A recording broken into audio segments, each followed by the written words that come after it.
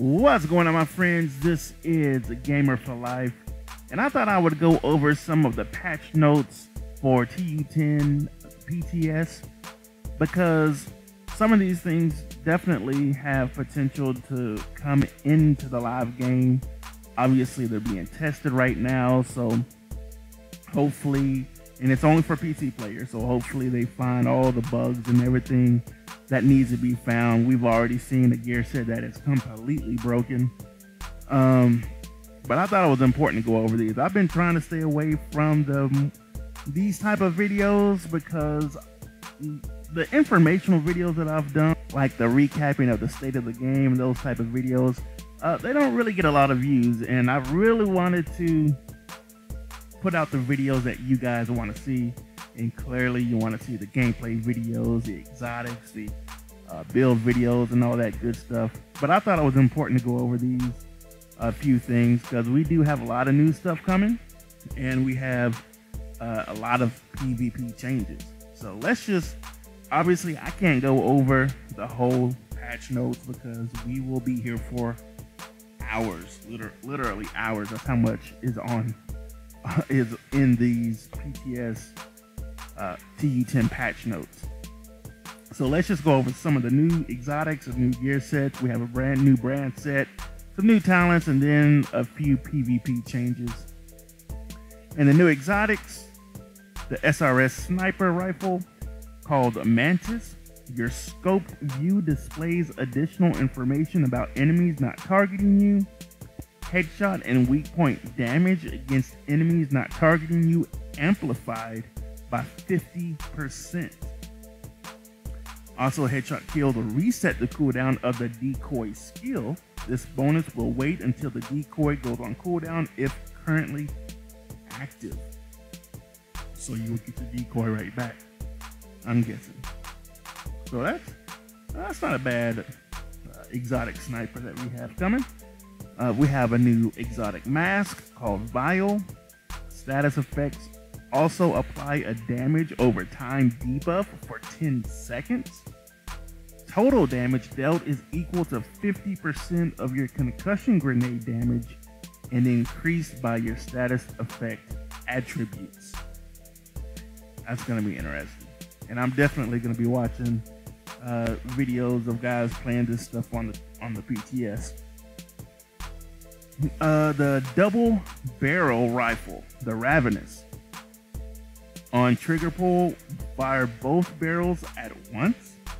When fired from the right shoulder, hits add offensive primers and defensive primers when fired from the left shoulder. Hits from one shoulder will detonate all of the opposite shoulder's primers when present. When detonated, each offensive primer deals 100% weapon damage, while each defensive primer grants plus 4% bonus armor and plus 10% amplified damage to armor plate for 5 seconds. And finally, primer effectiveness is doubled at 10 stacks. So that sounds like it's that's gonna be something else.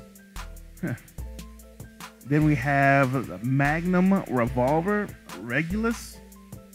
Headshot kills create a 5-meter explosion, dealing 400% weapon damage and applying bleed to all enemies hit.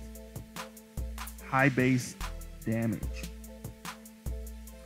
So, well, we have a developer comment as well. The Ravenous and Regulus are exclusive to the upcoming Operation Iron Horse, but are present on the TU10 PTS for balancing and feedback purposes. So let me know what you guys think about the new exotics. They sound pretty decent. They sound basically what an exotic should be. I know they have said that exotics should not be the most powerful thing in the game, but just a different way to play. But these talents sound pretty good. Now we have some new gear sets. Eclipse Protocol. Core skill is, or the core attribute is a skill tier, so yellow. 2-piece plus 15% status effects, 3-piece plus 15% skill haste, and plus 30% hazard protection. Wow, that's nice. 4-piece indirect transmission. Enemies that die while affected by your status effects, spread those status effects to another enemy within 15 meters and refresh 50% the duration. So that's like creeping death basically. Chest talent. Proliferation increases indirect transmission range from 15 meters to 20 and refresh percentage from 50% to 75%. And the backpack talent symptom aggravator amplifies all damage you deal to status affected targets by 15%. Now I haven't seen this gear set used yet on the PTS. I haven't really been paying attention to a lot of videos. There was one video that I did watch that showed the next gear set that was kind of broken. They have to definitely take a look at. But this Eclipse protocol, that for skill build, that especially a status effect skill build, that definitely sounds pretty crazy. I'm not gonna say OP, but it sounds like you can do a lot of damage with that, with your status effects. So we'll see. The next one is called a Foundry Bulwark. If you haven't seen, I think Patrick Wolf put a video out on this video, and you're basically unkillable with this on. The core attribute is blue, obviously. The 2-piece plus 10% armor, 3-piece plus 3% armor regen, and the 4-piece makeshift repairs. Whenever you or your shield takes damage, 40% of that amount is repaired to both over 10 seconds. Chest talent process refinery increases makeshift repairs from 40% to 60%. And the backpack talent improved materials increases makeshift repair speed from 10 seconds to 6 seconds. So all of this repair stuff is definitely going to be getting reworked, because if you've seen the video with the armor regen and all these repairs that they have, it makes you unkillable almost. It definitely makes you unkillable. If you see just go check out Patrick Wolf's video. That was pretty ridiculous. So this is definitely going to be a gear set that's going to get reworked. I highly doubt that is going to make it into the game the way it is. And the last gear set that we have coming in TU10, Future Initiative. The core is again skill tier. 2-piece bonus plus 15% repair skills. 3-piece plus 15% skill duration and 15% skill haste. 4-piece ground control increases you and your allies' total weapon and skill damage by 15% when at full armor. When you repair an ally, you and all allies within 5 meters of you are also repaired for 60% of that amount. Chest talent, tactical superiority, increases ground control damage bonus from 15% to 25%. Backpack talent, advanced combat tactics, increases ground control proximity repair from 60% to 120%. So I know people will say, well, when are you ever at full armor? Well, with that repair going to 120%, it's going to be keeping you at full armor quite a bit. So again, that's something I'm going to be checking out some videos. I haven't really been, like I said, I haven't been paying too much attention to it, but I have not seen this one tested on the PTS yet either. So definitely want to look out for that gear set. So those are the 3 new gear sets. We have a new gear brand, Walker Harris and Company. Core is going to be weapon damage for your core attribute. The 3 brand pieces, the 1 piece is plus 5% weapon damage, 2 piece plus 5% damage to armor, and 3 piece is plus 5% damage to health. So, got us a new damage brand set coming. I guess we'll take a look at these new talents as well. A weapon talent called Future Perfect. Weapon kills grant plus 1 skill tier for 15 seconds, stacks up to 3 times.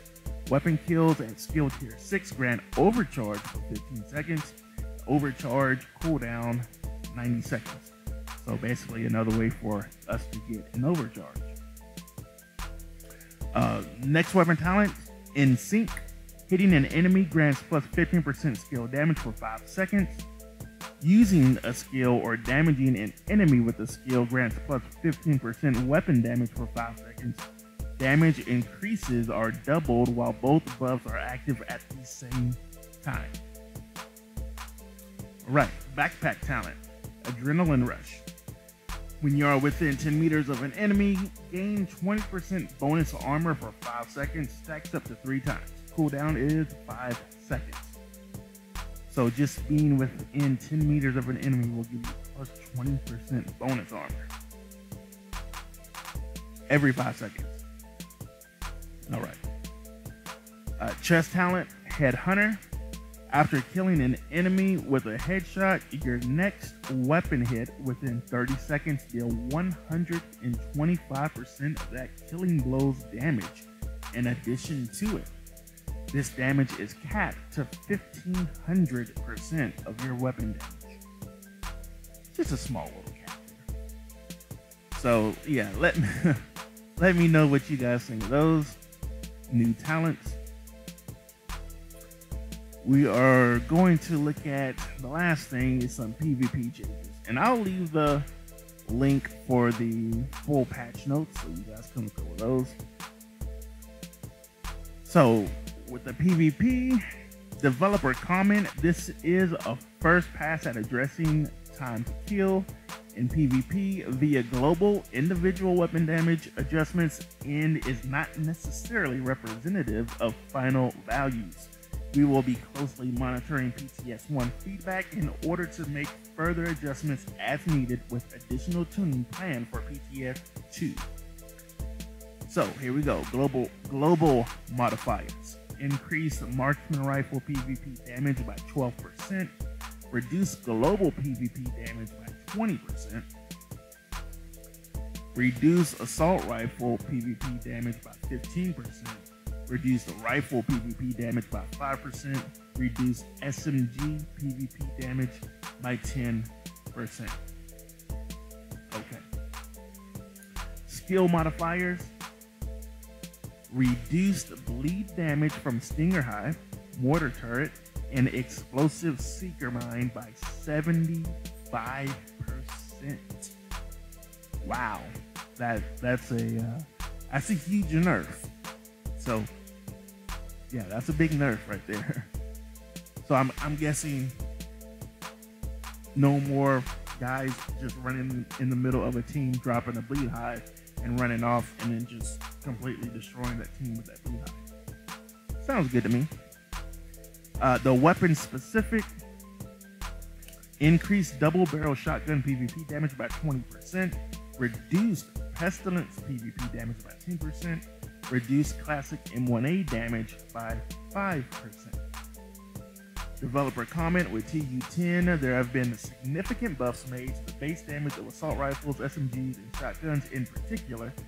In order to prevent those weapons from becoming overly powerful in PvP, we've had to lower their PvP damage modifiers to compensate. Note, assault rifles are still tuned to be 10% stronger than default in PvP in order to compensate for their innate damage to health bonus being less useful against other players when compared to other weapon archetypes. Additional PvP balance adjustments coming to PTS2.